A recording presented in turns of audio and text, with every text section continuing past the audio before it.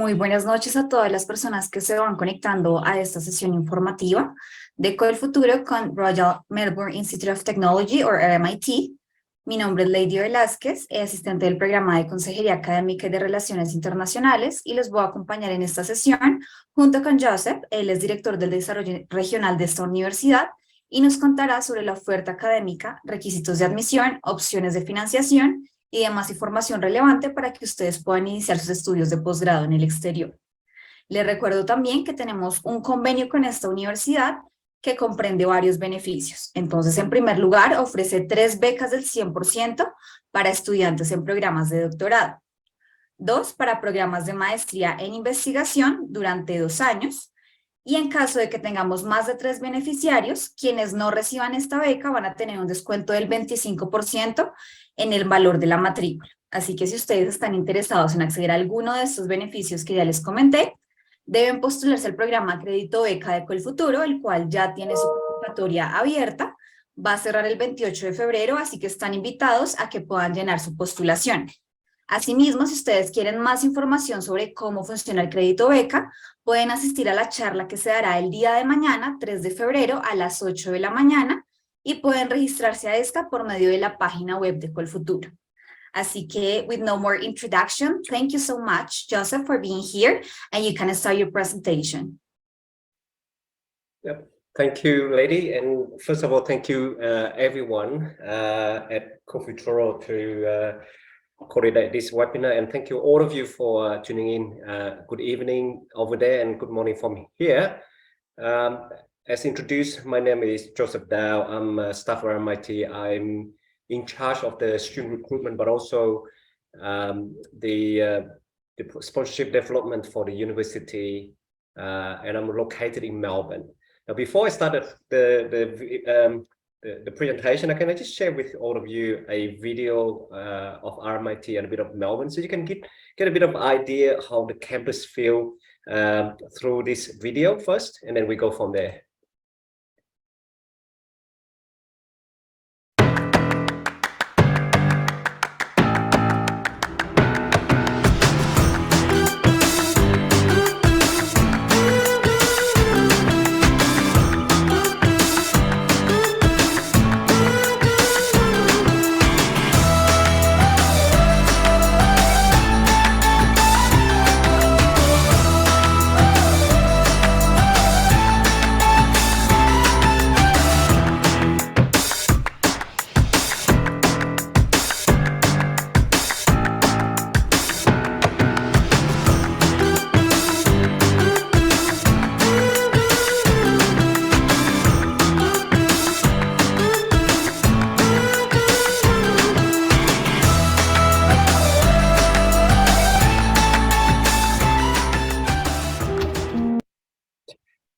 All right, so I know for most of you actually now looking at or researching for a quality university or the university that is suitable for you to invest your future and money with the hope to come up with a good qualification. And what I mean here is to be qualified for employability in the field of your interest. And it's going to be challenging. Now, forget about where the location, the size of the university, the size of the student population of the university. What I would like to help you today is to look at what individual university or what should be looking for when you do research for university. Now, just imagining that you have a family in Australia with the surname university and about 42 kids. Now, some of them are very pretty, some older, some younger, and some are quite successful in their own way. But what you should be looking for, that if you look in the family of your own family, you have a large family like mine of 9, we all look similar in some way. We have boys and girls, but we all have something very uniquely different from one another. And that actually makes who that person is or who I am. So let me just walk you through a little bit about RMIT. And then from there, you can actually go and find out, okay, what actually this university education system, or how do they teach you? And then from here, you can go out and say, what other university have that actually fit in for me or suitable for me from here. Now, just a bit of history about RMIT. It is a young university. But it's an old institution. It was founded in 1887, so over 130 years. And it is one of the largest tertiary institutions. And I'll tell you why it's the largest, because it was founded on the vocational polytechnic institutions. And it became a university in 1992. So when it became a university, we kept that whole system from the vocational to all the way to PhD. That's actually why we have the largest, we are one of the largest institutions in Australia. Now we have 5 campuses, 3 in the city of Melbourne, and the main campus is in the city of Melbourne. And then you've got 2 other smaller campuses in the suburb. But about 20 years ago, we actually got invited to Vietnam, and we have 2 campuses in Vietnam at this moment. And then we also have a small education center in Barcelona. And given the history of the university, we have a very large alumni network around the world, but also that we have over 200 university partners around the world, where we do research, we do exchange, we do study abroad partnership, we do education, transnational education industry. Now, it is a very big university. It's a very comprehensive. Perhaps all the programs that we are offering to international students. So we got roughly about 700 different programs that we offer to domestic or local students, but about 400 programs that are available to international students and recognized worldwide. To go into all these programs, it can be challenging. I think the best is to say what we don't offer. So we don't have a medical school, even though we have a health science school, but we don't offer, if you want to become a doctor or a dentist, not RMIT. But we do offer pharmacy, we do have nursing, we have other complementary medicine and so on. Now, just to give you an idea where the location of Melbourne, I'm sure that you all know where Australia is and where Melbourne is. And just on this map, little map there, just to give you an idea, the location of the campuses in Melbourne. So as I mentioned earlier, the main campus is in the city of Melbourne. Wherever you are coming from, whichever the city that you're living in, you just drop the pin in the middle part of the city, of your city, and you walk away from that about maybe 100 meters, and that's where RMIT is. And we have the other 2 campuses in the north of Melbourne. So this is city of Melbourne. The grid that's shaded in kind of like yellowish, that is the old city CBD. And the whole map you see there is the new CBD. And RMIT is all covered in red. This is where, give you an idea or a view of how the facility look like. So you've got the Green Study Center. This is throughout the campuses. You have the library, quite modern, more digital than traditional library. And then you've got the urban square where all that, if you're into sport, you can see there. And there's a barbecue area where you can book and enjoy the time with friends while you're there. So these are the surrounding next to the campus. So we got the Melbourne Central Station. Literally, you just got off that station, you cross the street, that's where RMIT is. You cross the street of the main campus, you got the Victoria State Library, which is open to public 7 days a week. And then you got the harbour, which is not far away from the campus. I normally walk up there, take about 20 minutes walk, or you can jump on one of the free tram.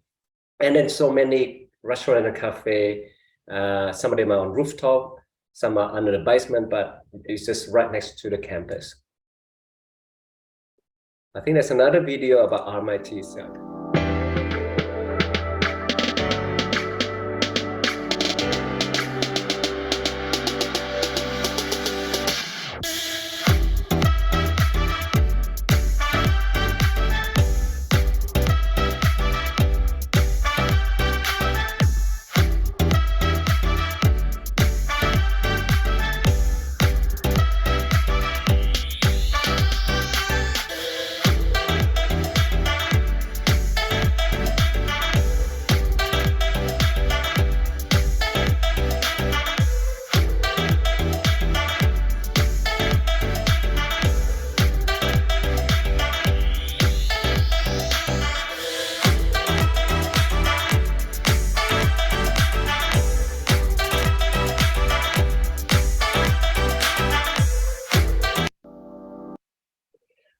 Yeah, so for those actually who are concerning or interesting to know about the ranking, I haven't got it updated for 2023, but it's just give you an idea that we are ranking by subject quite high in the ranking.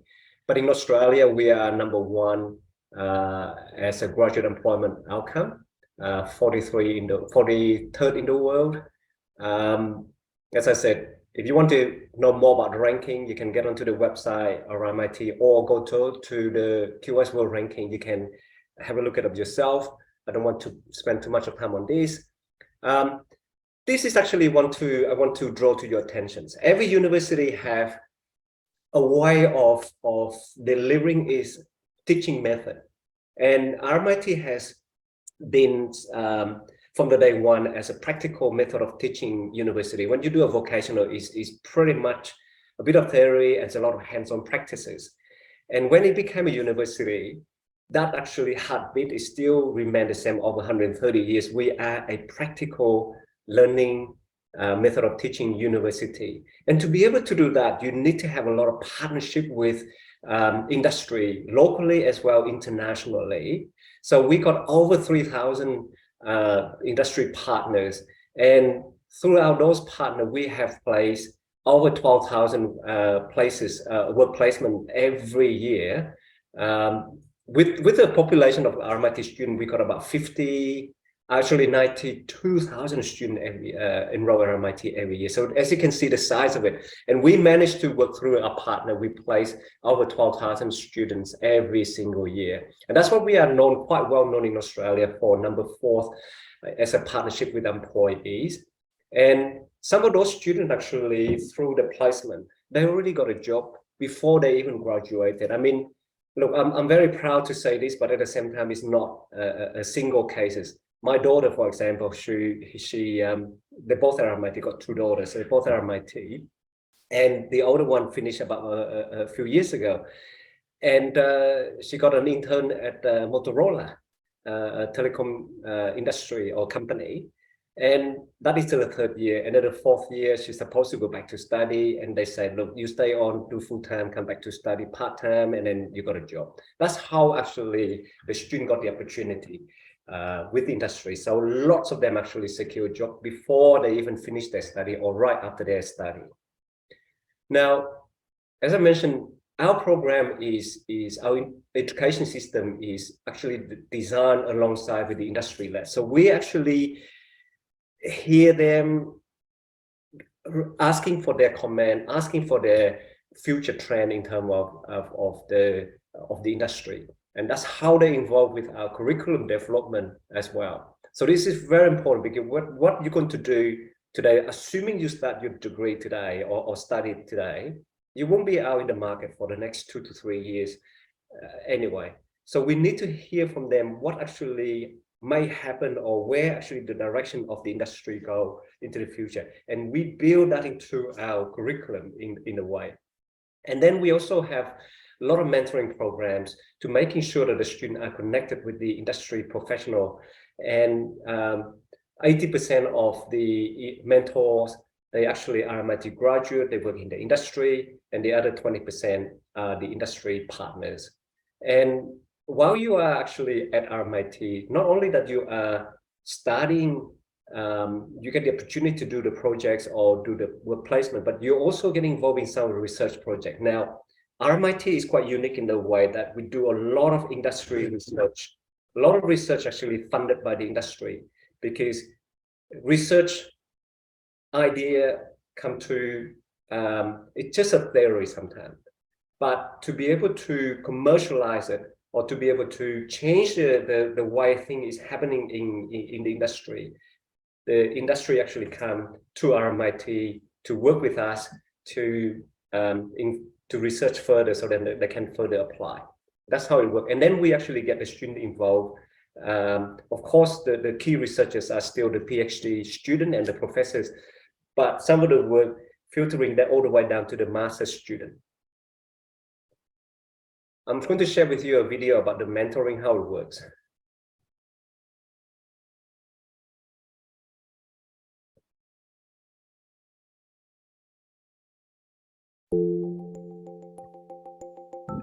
So a mentor is someone who is willing to dedicate the time and effort to really nurture others and share their experiences. This is one of those opportunities that you can show that you are a leader and you can show the way to the future generation of our community.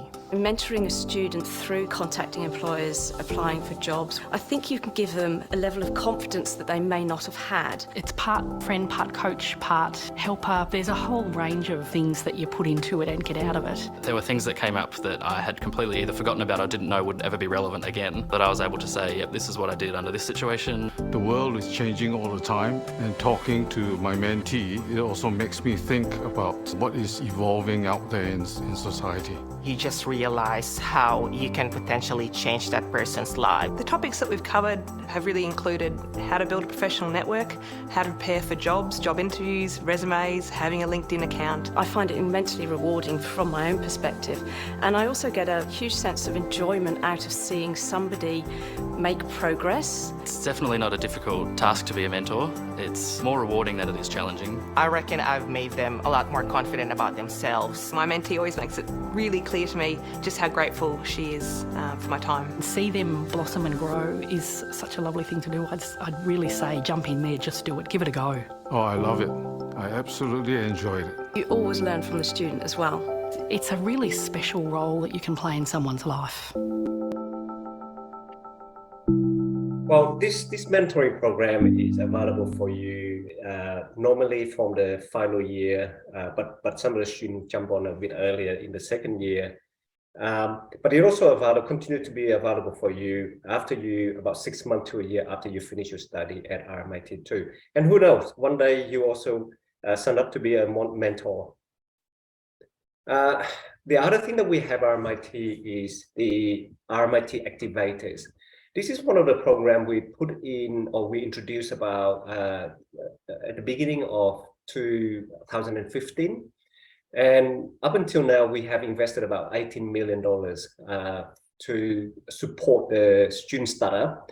So through this program, we encourage the student who, it doesn't matter whether you are in any field of your study, but if you have an idea and that idea can convert into a business idea, present that to our staff at the Activator Center, and then they will pull in the resources, partners, industry partners, student partners to realize that business idea. And we invested quite a lot of money into those ideas. And I think from pre-pandemic, I haven't got the actual figures, but pre-pandemic, we got about 71 very successful small startup company from this program.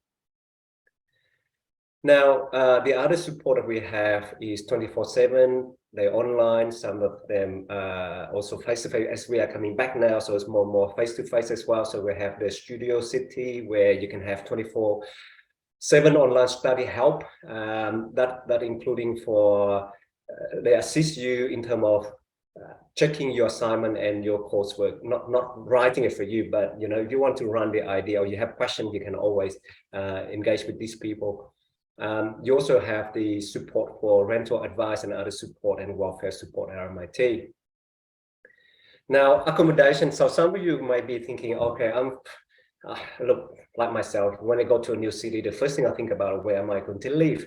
So in Melbourne, we have lots of different options because we are right. It doesn't matter which campuses is in the even in the suburb. It's right in the center of the suburb city. And accommodation is quite readily accessible. So in Australia or in Melbourne, we have 3 different options. So one is you can share a house with the other student or with the local people, or you can have a short hostel where if you haven't decided where to stay, you can stay in a short-term accommodations where you can stay up to 2 to 3 months, and then you can decide where to go from there. You can do the research, you go out and have a look around places. And you decide from there. Or alternatively, you can apply to stay or at one of the purpose-built accommodation, which is all scattered around the city. Some of them right next to the campus, by the way. And they are they're not owned by the university, but they are actually recommended on our accommodation page, where you can go through there and have a look at what their rate per year. Making friends. Look, we understand that coming to a new country where making friends can be very, very difficult. So we have a lot of activities on campus at the beginning of every semester, but also these services throughout the semester. So they run lots of events throughout the years. So making sure that you get those information on the website. They do actually promote to the student email address, but also reach out to the RMIT union bodies in the university where they actually posted all that kind of activities throughout the years.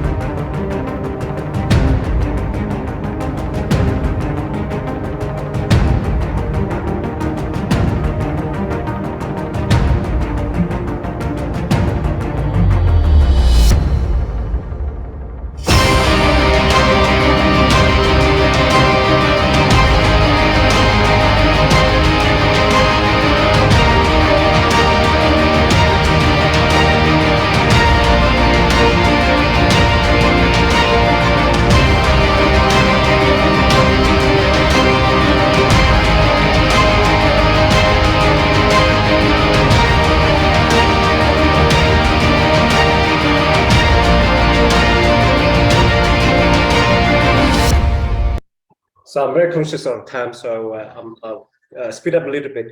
The other area that we have is a job shop. So one of the things that we are very proud to have these services that are available to students. So when you arrive, if you are very keen to look for a job, or if you don't know how to look for a job or how to apply for the job, come to the job shop. Not only they run the career, they also help you with your CV, the applications, but also they run a lot of workshops. They also have a lot of job advertised through this workshop. So do pay them a visit. It's on campus.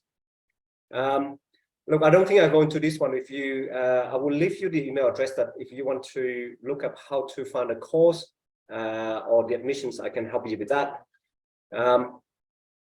Look, I know I spent a bit more time than I have, but look, I will pause here, and for any of you have any questions for me. I can see a couple of questions here. Yeah. All right. So one of the questions I have in English, let me from Maria Rodriguez. Can I study and work in the same time? Yes, being an international student, you are allowed to work up to 40 hours per fortnightly. And that's when the semester is on. When you're on holiday, or on a school break or a university break, like summer holiday, which is about from November to the end of February, you can work full-time. Yeah, thank you. We're gonna go ahead with some questions that we have on social media. So let me read it to you. So the first one, they're asking about the admission requirements. Can you tell us more about it? Yeah, so what would you like to know about the supply chains management? Because the name itself is basically you learn everything from the supply chains in terms of logistically, transport to manufacturing. If you're looking at, obviously the transport is quite obvious. But if how does supply chains apply in the manufacturing, for example, if you look at a car manufacturing, they don't hold stock. They actually making sure that whatever you need as a part, they go from one factory or one supplier or one manufacturers to the assembling plant on that day. So that's how you manage. And the way they manage that, they don't hold the stock, because when you hold stock, is costs a lot of money, costs a lot of space. So that's how management works. And if you want to do this master's, you must have a first degree recognized in Australia. I believe you do. And the English is 6.5. If you don't, you can do more English. So that is in a nutshell. But this program is a 2-year master's. is located in the city center, CBD. Okay, good. We're gonna go with Valentina. She's asking, can you explain more about the English program? Okay, so the English program, we have 6 different levels. So we don't teach beginners, but we have from elementary all the way to advanced plus, which is level 7. And on the completion of the level 7, you consider to be equivalent to 6.5, which is also a requirement for directly entry to the bachelor degree or master degree, or even PhD. Very few programs require you to do IELTS 7, but majority actually either you have 6.5 or completed the RMIT Advanced Plus, which is level 7. And every level is a 10 weeks of study, and they do 5 weeks and then another 5 weeks. So every level is 10 weeks. Okay, good. And also Alexander is asking, what is the possibility to find a program mixed with an English course? Now you have to meet the English requirement before you can study a formal degree. So you have to study English and then the formal degree. Okay, good. Next question is, can you tell us about the cost of living in Australia? Yeah, so cost of living, look, everywhere you hear about the cost of living is very high at the moment, which is Australia is not alone. And I'm sure that you hear that throughout the world. But generally speaking, if you got about $23,000 in the pocket, Australian dollars, you are comfortable to live in Australia. But if you find a job, which is we do encourage students to work, and there's a lot of part-time job and casual job at the moment in Australia, that will save you money. So if you, let's say, assuming that you don't work at all, 23 to 25 is comfortable to live. Okay. And again, you know, it's all depend on your lifestyle. You know, if you're a party animal, I saw some of the students need hundreds of thousands of dollars. If you drive a Porsche to school, that even more expensive. But there are some students who actually need a lot more than $50,000 of that. But generally, I have seen a lot of students actually don't need 25, and there are a lot of them just need 25. Yeah. Okay, good. We have another question that is about family. They are asking, is there any problem if I travel with my family? Do you offer any help? Sorry, I got a little bit of garden outside. Can you repeat that question again? Yeah. Is there any problem if I travel with my family? Do you offer any help? Okay, when you say family as a spouse and children, is that right? Yeah. Yes. Well, that is something that when we accept you, the first thing that you have to do, if you're actually traveling with your family member, then you have to make sure that you pay for the family health cover, which is the obviously student health cover. So you must first as part of the visa, you must have that health insurance covered for the whole family. In terms of the student, instead of the visa, you can apply the dependents, spouse dependent or children dependent with your student visa, and that actually the decision is made by the immigration, not by us. But we provide you all the necessary information for you to making sure that you meet all their requirements. And you have to demonstrate your financial capability and support for your family while they are here. Now, as in terms of the support, look, I mean, whatever you need to have support for accommodation. We will support you to find a suitable accommodations that to fit your family situations, and anything else. What you need, we have a lot of support on the campus, but also within the community as well. Okay, good. Thank you. We're gonna go with another question that is regarding the work experience. They want to know if you can tell us more about the work experience in Australia. Yeah, so some of the programs that RMIT where you are required to do a full year of work as part of the study. The rest of the other programs is either you can choose to, if there's an opportunity, they normally give you that opportunity. But When it comes to the full-year internship, there's some program is part of the study. Other program you have to apply for it, and if you can't get it, you then get on to do the projects. But beside of that, there's only few programs have the what I call the full-year internship. All the rest of the other program where there's no internship involved, they will give you a real work industry project. So a project that coming from the industry that relevant to that topic or to that course, that where you can practice on. Okay, good. And we have the last question. I would say that is the most important one. And they want to know what makes a strong candidate for this kind of university? Look, some people, the way I see like this, I'm actually not a theory based kind of study for me. I like to learn while I have a chance to practice. I'm a hands-on learning type of person. If you ask me to read and remember, I can't do it.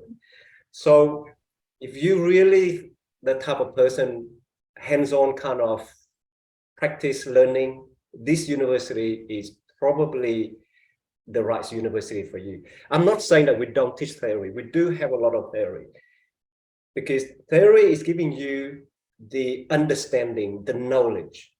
But would that be enough? For us, we don't think that is, because then we have to give you the opportunity to practice that knowledge while you are still on campus. Now, remember, if you study for over 2 years or 3 years, or 2 years for master, 3 to 4 years for bachelor degree, if you don't have the opportunity to practice those knowledge, by the time you finish your degree, you won't remember what exactly it is.